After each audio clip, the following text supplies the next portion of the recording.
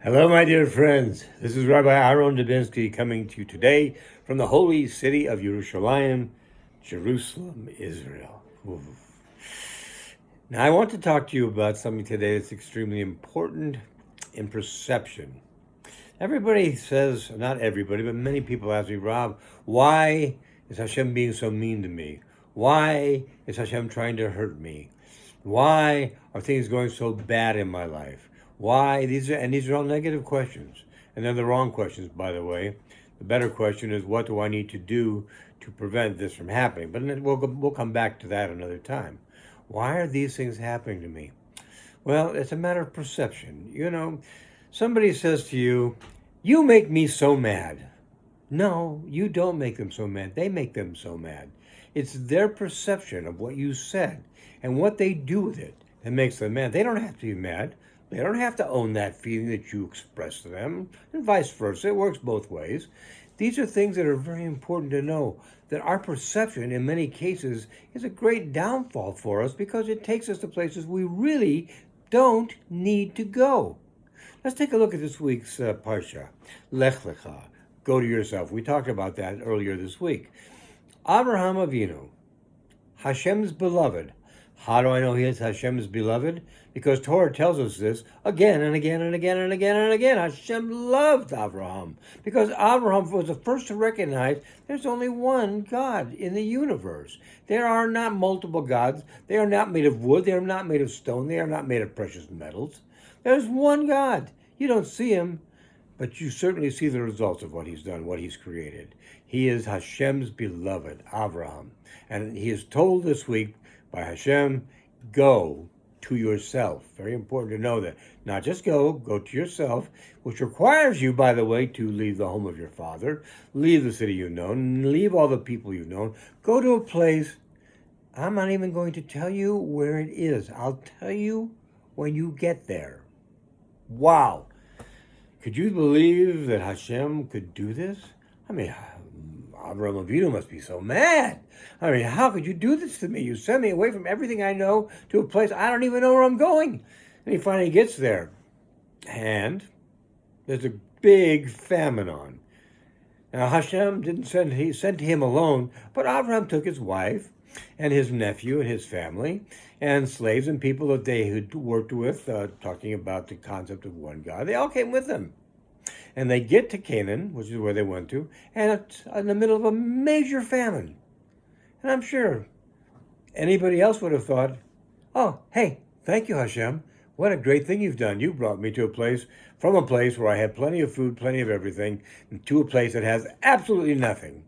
I'm sure Lot, his nephew, said, hey, uncle, thank you. Good choice. We're here in the middle of no place. We don't know anybody. We don't know anything. We have nothing. Wow. Sounds like me when I first came to Israel. I came to Israel 10 years ago. I had nothing. I didn't know anybody. I'd never been here before, and I was 60 years old. And basically, the agency, the Jewish agency, told me I'd never make it because of my age. As you can see, it's 10 years later, and I made it. So, with Hashem's help. Hashem does help you, but sometimes he gives you tasks along the way. There are things that are difficult for you. It's the fire. It's the fire that tempers the steel that makes the sword. It's the fire. You can't do it without it. The fire, where does the fire come from? It comes from heat. The heat comes from the fact that you don't understand why things are not going the way you think they should go. Not understanding also the way that Hashem is thinking. Not also understanding what he has planned at the end of these trials. So, let's take it a step further. So Avraham says, okay, I'm in Canaan. There's no food. How are we going to eat? Well, we'll go to Egypt. So they trek a little bit further. Not exactly around the corner. It's quite a trek. They get to Egypt. And what happens in Egypt? Well, all the people who are friends of the king of Egypt, Pharaoh, notice that Abraham's wife is beautiful. So beautiful that Abraham hears people talking and says to her, just tell him I'm your brother, because if they find out I'm your husband, they'll kill me just so they can have you. So she does this. And, of course, what happens? The king of Egypt, Pharaoh, takes her inside of his house. Yes, he has evil intents. Yes, there's things he wants to do to her, and he doesn't get a chance because he is led to find out that she is not a sister, although that's another story. She is in a way a sister, but more than that, she is Avraham's wife. But in the meantime, he's given Avraham donkeys, sheep, cattle, all sorts of things, money. Avraham is basically an independently wealthy man because of all this. And then Paro, the king of Egypt, gives Sarah back. So he's got Sarah back now. He's got where to live, where to eat, what to go out and get whatever he needs. This is all things that are happening to him. It says that Abraham had 10 trials that he had to go through. And he was, I'll repeat it again, the beloved of Hashem. And he still had to go through these tests because that's what built his mettle. That's what made him stronger. That's what made him who he had to be in order to do what he had to do.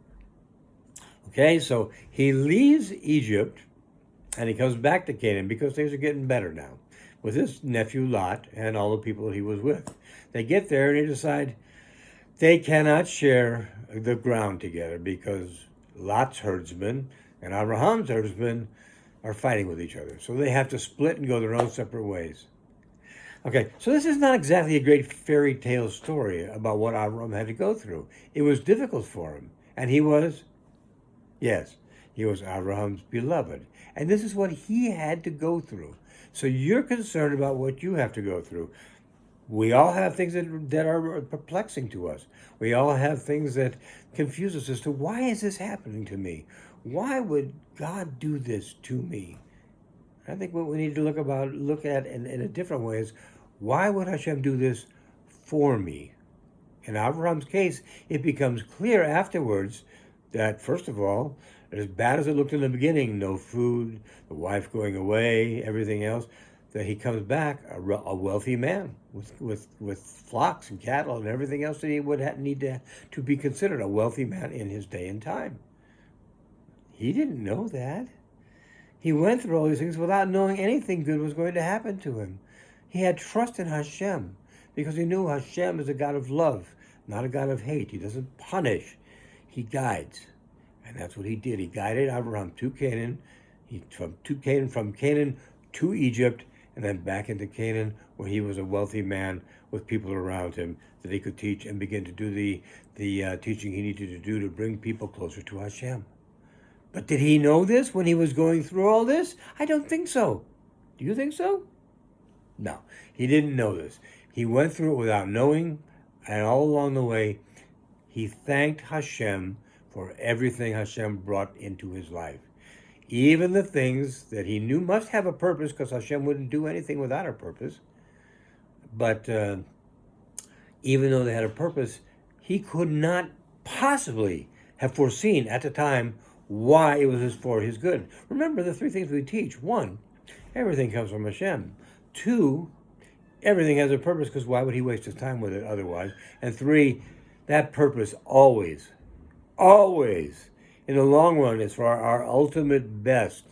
And that's the way it works. We may not see it at the moment, but it's still for our ultimate best. So when we ask, why is Hashem doing this to me? Let's change that to, why is Hashem doing this for me? What is it he has in mind for me later on? Can you guess? Yeah, you can. Maybe you'd be right and maybe you'd be wrong. And it really doesn't matter. What we have to be secure in the fact that he brings everything to us for a purpose. That purpose is always for our ultimate best. These are things we must remember as we go forward.